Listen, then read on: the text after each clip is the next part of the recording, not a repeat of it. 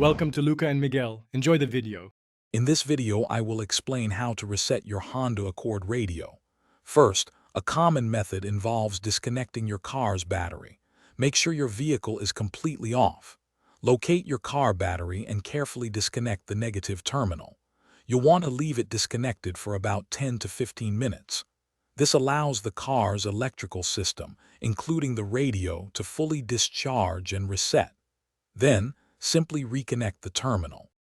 After a battery reset, your Honda Accord radio might display code or require an anti-theft code. This is a security feature. You can usually find this 5-digit code on a sticker in your glove box, in your owner's manual, or sometimes on a card provided with the vehicle. Once you have the code, simply use the radio's preset buttons to enter each digit. The radio should then unlock and function normally. If the battery disconnect doesn't work, there are other options. You can check the radio fuse in your car's fuse box. A blown fuse will prevent the radio from working. Replacing it might solve the issue.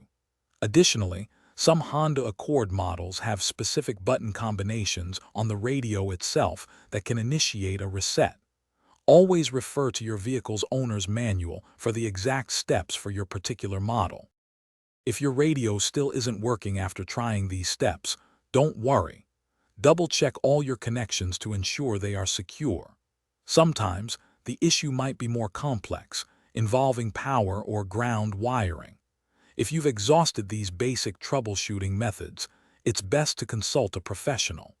A Honda dealership or a certified automotive technician can diagnose and repair more intricate electrical problems efficiently. Thanks for watching and please subscribe. It's the best investment you'll ever make.